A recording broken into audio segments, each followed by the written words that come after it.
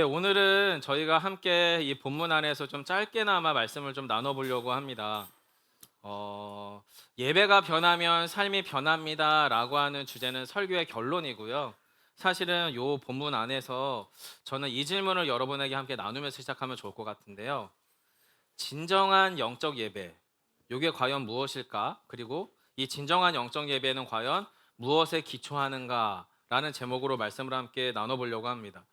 여러분, 오늘 저희는 교회 잔칫날입니다. 물론 교회 생일이 따로 있긴 하지만 오늘은 영혼의 잔칫날이거든요. 총 8분이에요. 그리고 총 6가정이 지금 학습과 세례식을 통해서 신앙 출발점에 저희가 함께 서고 있음을 목격한 겁니다. 그리고 이렇게 목격해서 함께 예식에 참여하고 또 우리가 함께 몸을 일으켜서 떡과 잔을 받는 행동을 통해서 저희는 사실은 성경이 말하는 진정한 예배, 몸으로 드리는 영적 예배가 무엇인지를 우리의 몸으로 지금 몸소 참여하고 표현한 거거든요. 생각해 보세요. 오늘 학습과 세례식에 참여한 8분, 또 그 6가정의 아이들이 성장하고 어른들이 신앙생활을 하면서 시간이 지나겠죠. 마치 과거 우리가 그랬던 것처럼 우리도 10년 전에, 20년 전에, 또 어쩌면 30년, 40년 전에 우리도 바로 이 비슷한 날을 경험하셨을 거잖아요. 어떠셨어요? 여러분의 세례식, 여러분의 유아 세례식, 여러분의 입교, 요 예식들은 여러분에게 어떤 감정으로 남아 계십니까? 감동스러우셨어요? 아니면 좀 어수선하고 정신이 없으셨을까요? 우리의 예전의 예식을 생각해 보면 꼭 모두가 그렇게 감격스럽고 은혜로운 경험은 아니었을 수도 있겠다는 생각을 해봐요. 왜냐면 목회 현장에 오래 있다 보니까 좀 그렇게 보이더라고요. 심지어 어떤 분들은 아무개 씨의 그 예식을 어쨌든 나의 예식은 아니니 그냥 그렇고 그런 통과 의례처럼 보고 싶으신 경우도 있어 보이고요. 또는 과거에 나 역시도 그렇게 그냥 교회에서 하는 일정한 예식이려니 하고 바라보다 보니 지금의 이 특정한 우리 식구들의 예식도 그렇게 보여지는 것 같아요. 그야말로 그냥 그런 종교 행사, 형식적인 예식에 불과한 것 아닌가라는 것처럼 보일 수 있다는 거죠. 그런데 성도 여러분, 꼭 그렇지만은 않아요. 왜 그럴까요? 우리 교단에서 저희 교회를 포함한 이 땅의 많은 정말로 전통의 신앙 고백 안에 있는 교회에서 삼위 하나님, 아버지 하나님, 아들 하나님, 성령 하나님의 이름으로 행해지는 예식은 딱 2가지입니다. 첫 번째는 세례, 2번째는 성찬. 그럼 여러분 한번 생각해 봐야 되는 거죠. 우리의 교회들에서 삼위 하나님의 이름으로 행해지는 눈에 보여지는 몸으로 참여하는 유일한 영적 예식이 세례와 성찬인데 이게 혹여 저나 여러분에게 별 감흥이 없다고 해서 별다른 여타의 감정이 안 일어난다고 해서 이건 뭐 거룩한 예식이 아니라 그냥 형식이지 라고 말할 수 있을까요? 사실은 예를 들어 보자고요. 저희 나라가 광복절을 맞이했어요. 8월 15일이라고 하는 광복절. 지금 우리에게 8월 15일은 광복절인가요? 아니요, 휴일입니다. 요 8월 15일이 금요일에 끼거나 토요일에 끼면 너무 좋은 날이죠. 아니면 월요일에 껴도 아주 좋은 날입니다. 우리에게 광복절은 그냥 이제는 휴일에 불과합니다. 하지만 만일에 수십 년 전에 그날의 그 사건이 8월 15일에 그 사건이 없었다면 오늘 저와 여러분이 누리고 있는 우리의 자유와 광복의 기쁨은 없었던 일이죠. 즉 우리 안에 감흥이 없다고 해서 소위 광복절의 영광과 그 감격이 사라지는 건 아니에요. 우리가 그것에 참여하지 못할 뿐인 거죠. 성도 여러분, 교회 안의 예식도 똑같습니다. 저와 여러분 안에 별다른 감흥이 없다고, 별다른 감격과 은혜가 안 느껴진다고 교회 안에 이루어지는 세례와 성찬이 아무것도 아닌 건 아니라는 거예요. 따라서 우리가 잘 모르는 누군가의 세례도, 누군가의 학습도, 누군가의 입교도 결코 그냥 그런 게 아니라는 사실을 명심해 주세요. 왜냐하면 오늘 함께 나눈 예식이야말로 앞서서 말씀드린 것처럼 우리의 몸으로 드리는 거룩한 산 제사, 몸으로 드리는 영적 예배와 가장 밀접하게 관련되어 있는 행동이기 때문에 그렇습니다. 성도 여러분, 한번 질문해 보시자고요. 가장 최근에 하나님의 사랑, 하나님의 자비, 하나님의 은혜가 깊이 깨달아졌던 여러분만의 예배 경험은 언제세요? 최근에 눈물 쏙 빠질 정도로, 또는 하나님의 찐 사랑이 너무 깊이 느껴져서 감당할 수 없는 감격에 사로잡혔던 시간이 언제냐라는 질문이죠. 여러분, 이 질문 속에 목사님 지난 주일날 그랬거든요, 이러면 너무 고맙겠습니다. 그럼 제가 잘하고 있는 거니까요. 그런데 목사님 기억이 안 나는데요, 잘 모르겠네요. 지난주였나, 한 달 전이었나, 1년 전이었나, 우리 교회에서는 잘 모르겠는데, 이런 대답은 저한테 해주지 마세요. 네, 저 시험 들어요.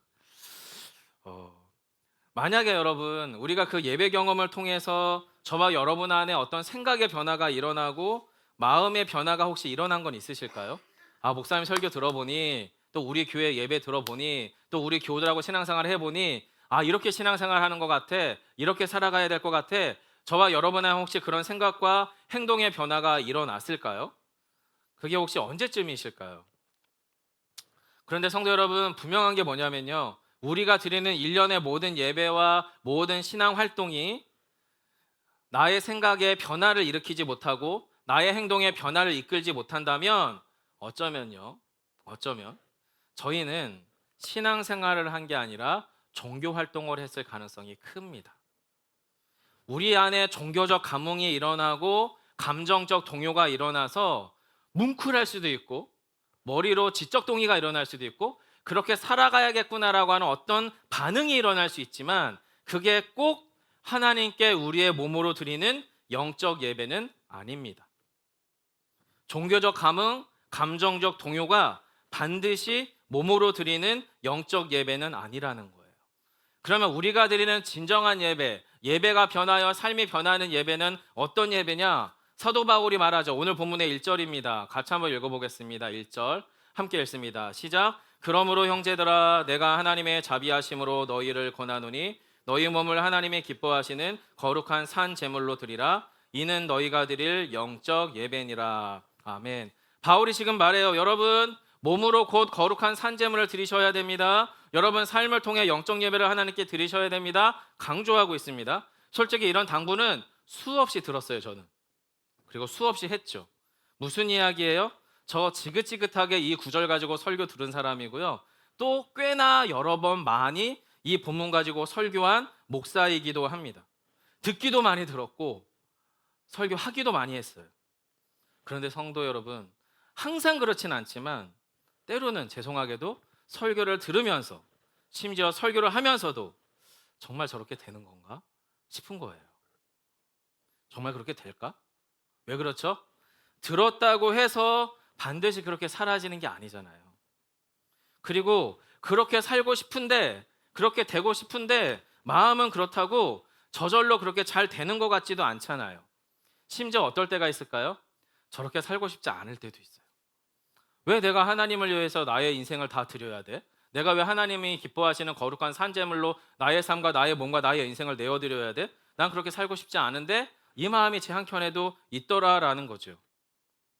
그래서 여러분, 몸으로 드리는 산제사, 삶으로 살아가는 영적 예배가 정말 가능한 건가 싶은 거죠.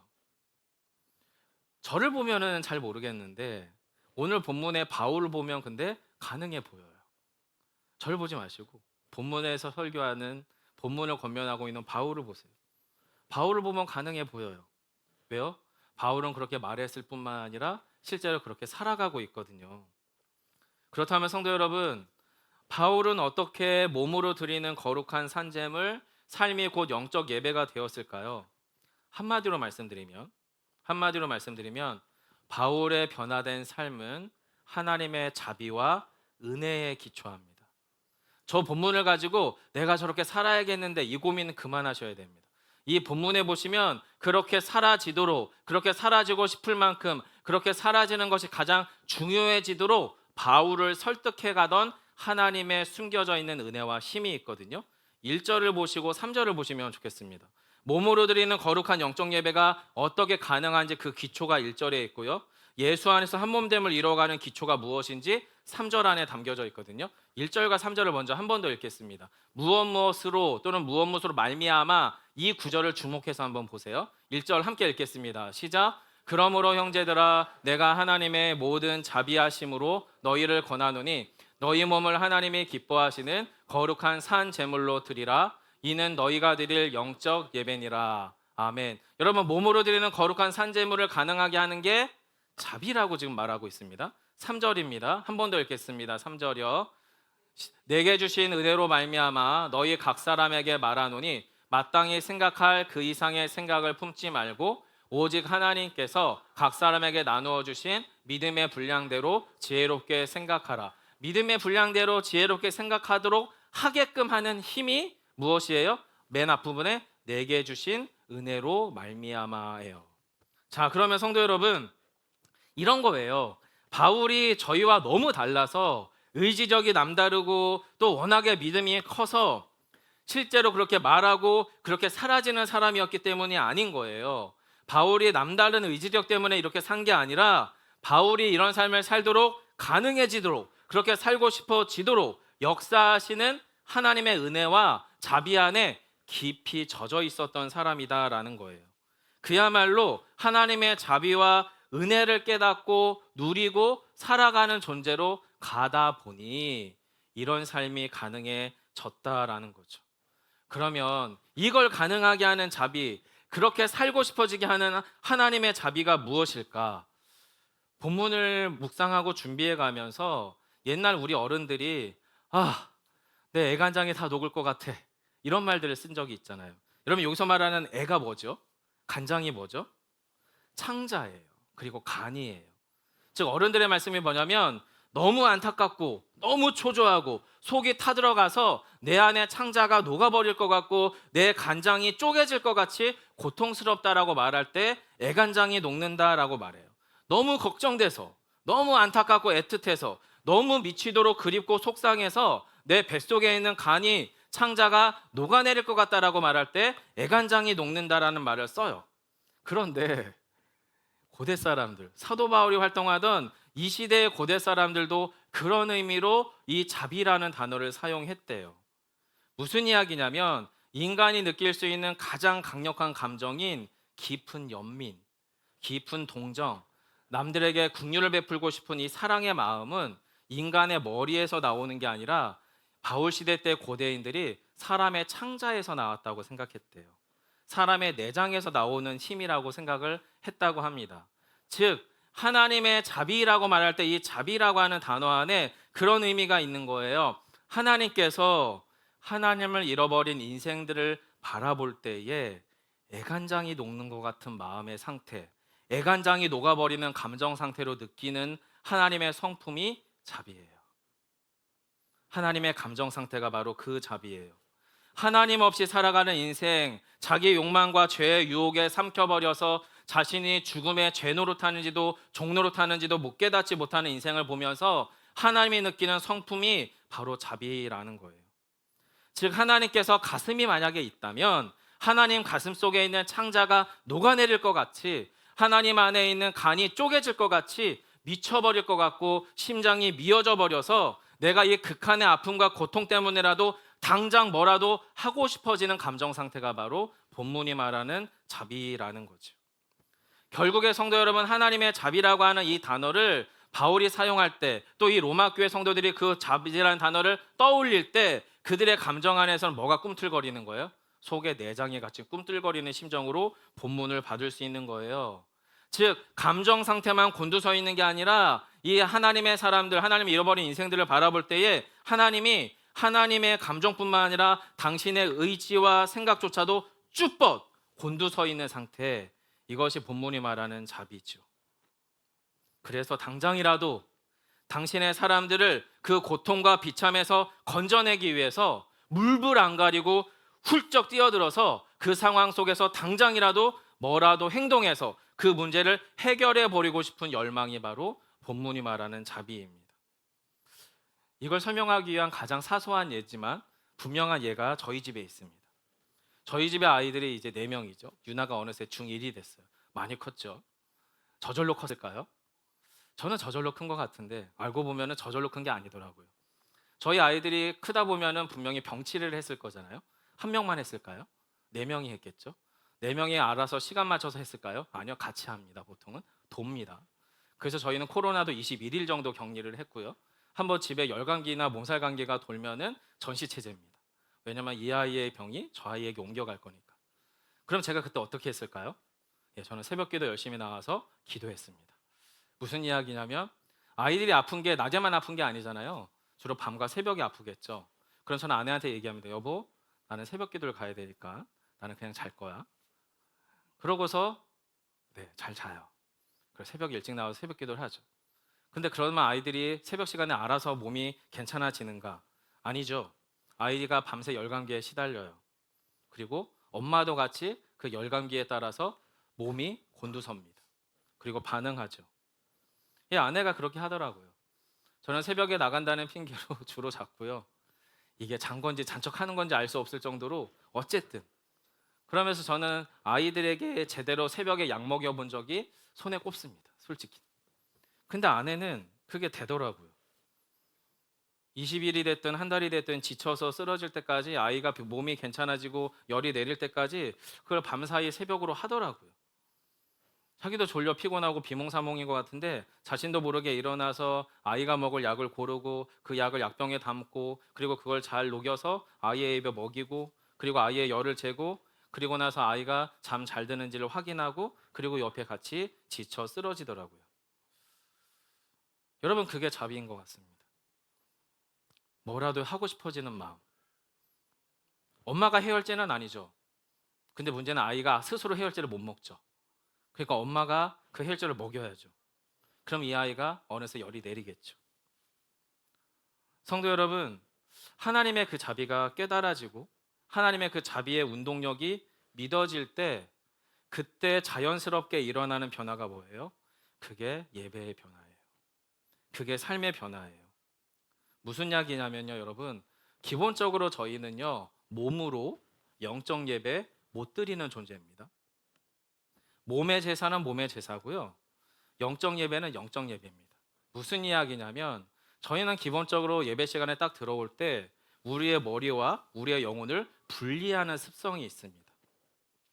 한 주간이 너무 피곤했기 때문에 우리가 부부싸움을 했기 때문에 내가 지금 뭔가 속상하고 분주한 일이 있기 때문에 나의 정신이 너무 다른 것에 온데간데 사라져서 우리의 몸으로 이 예식의 순서들을 몸으로는 참여해요.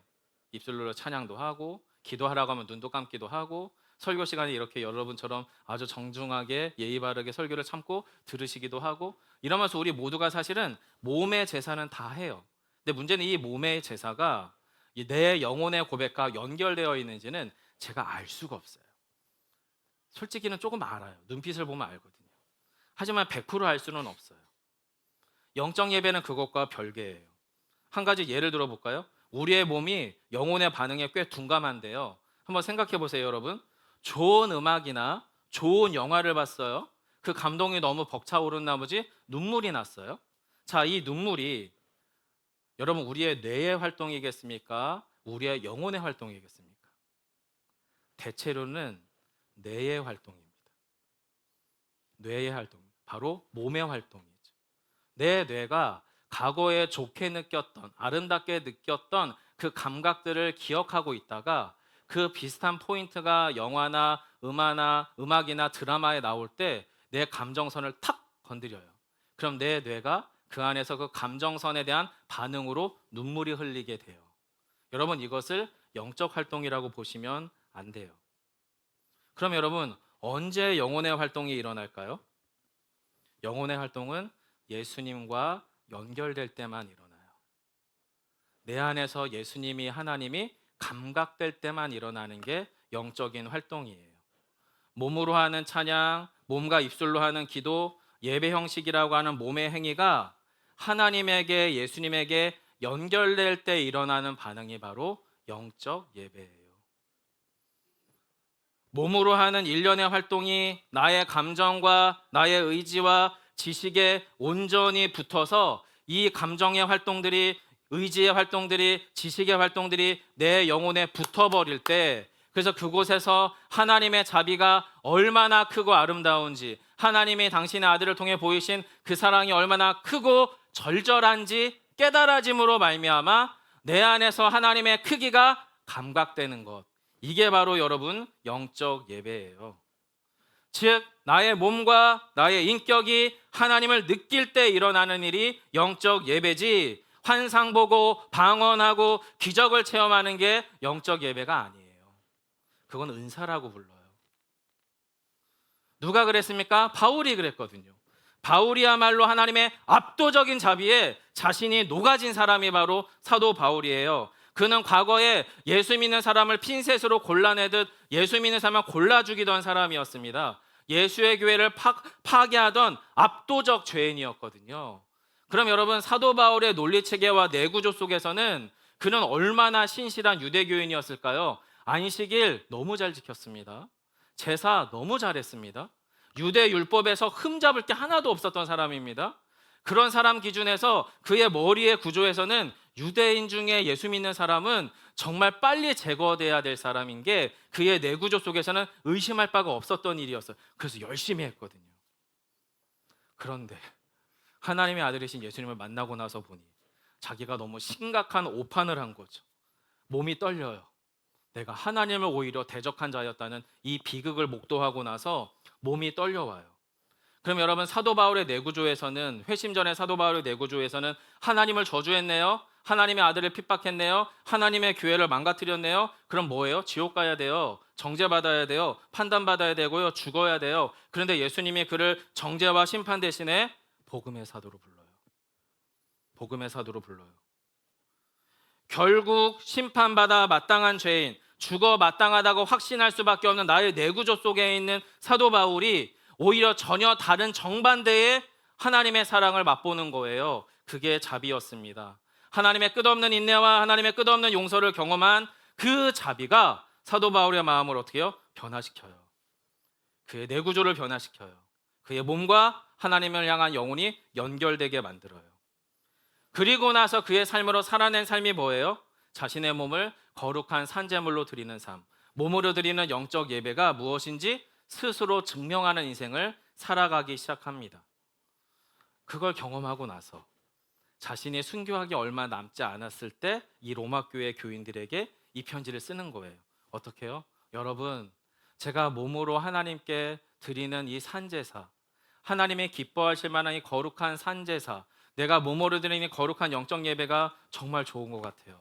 여러분도 제발 그렇게 살았으면 좋겠어요 라고 권면하고 있는 거예요.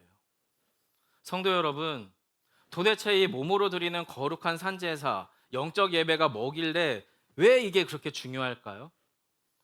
너무 중요해요. 왜 그러냐면 몸의 변화, 예배의 변화가 일어나야 비로소 저희 안에 세상과 사람들을 향한 분별이 일어납니다. 분별이.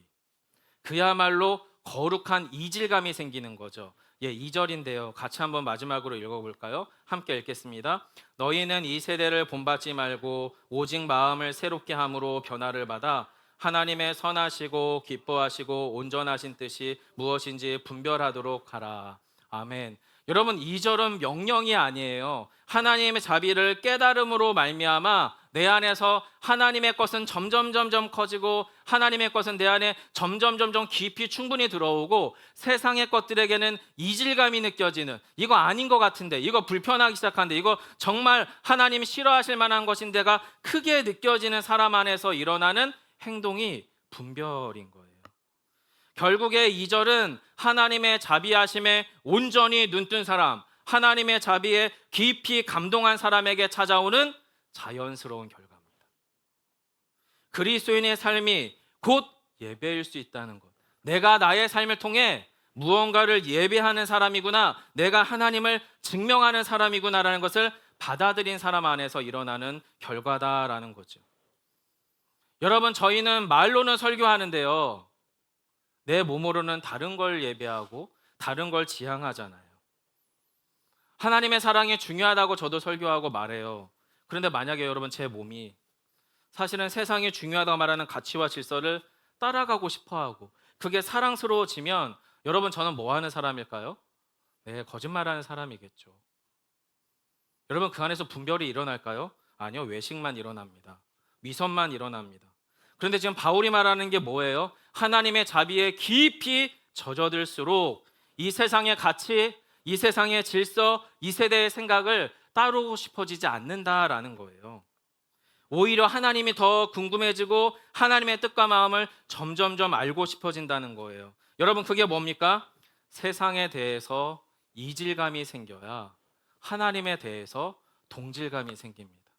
반대면 더 위험하죠. 세상에 대해서 동질감이 생기면요, 하나님에 대해서 이질감이 생깁니다. 그런데 여러분, 교회 안에 참 많은 성도들 안에서 나는 세상에게 너무 깊은 동질감을 느끼는데 내 입으로 또는 나의 종교적 활동으로 하나님을 예배한다고 활동하면 그 이질감이 얼마나 힘들겠습니까? 성도 여러분, 세상에 대해서 이질감이 생겨야 하나님에 대하여 동질감이 생기고요, 이질감과 동질감이 일어나야 분별도 따라서 일어납니다. 하나님께 동질감을 느끼고 세상과 사람들에 대하여 분별이 일어나야 교회 안에 역사하는 은혜의 움직임도 보인다라는 거죠. 오늘 본문이 5절까지인데 그러면 3, 4, 5절은 언제 하나? 이 설교가 벌써 20분이 지났는데 요건 수요일 날 하도록 하겠습니다. 여러분, 예배가 변하면 삶이 변한다라는 것은 뻔한 설교구나, 그런 제목이구나, 이렇게 생각하지 말아주셨으면 좋겠습니다. 사랑하는 성도 여러분, 바울이 저와 여러분에게 무엇을 이야기하는 걸까요? 하나님의 자비하심에 더 깊이 거하십시오. 하나님의 자비하심을 더 충분히 깨달으십시오. 하나님의 자비하심을 더 충분히 맛보세요. 그러면 여러분, 세상과 다른 종류의 삶이 가능하답니다 라고 말하는 거예요. 즉, 저와 여러분이 이 세상의 사람들과 다른 종류의 예배가 가능하다는 거예요. 돈을 사랑하고 돈을 예배하고 외모와 형평과 성공을 지향하는 이 욕망을 예배하던 우리가 다른 종류의 예배가 가능한 존재가 된다라는 이야기입니다. 그리고 이어서 바울이 3절에서 말하는 은혜도 마찬가지예요. 은혜가 더 깊이 더 충분히 깨달아질수록 다른 형편의 사람, 다른 입장의 교우들이 받아들여진다는 거예요. 왜요? 내가 받은 은혜와 그가 받은 은혜가 똑같거든요. 내가 받은 은혜와 그가 받은 은혜의 무게량이 똑같거든요. 근데 내가 누구라고 그 사람을 판단합니까? 그냥 같이 가는 거죠. 사랑하는 성도 여러분, 오늘 저희는 한 가지 주제만 다뤘습니다. 하나님의 자비를 좀 더 깊이 충분히 누리시는 저와 여러분이 되셔서 우리 안에서 그 하나님을 예배하는 예배자의 삶의 자리를 회복하시기를 간절히 축복합니다.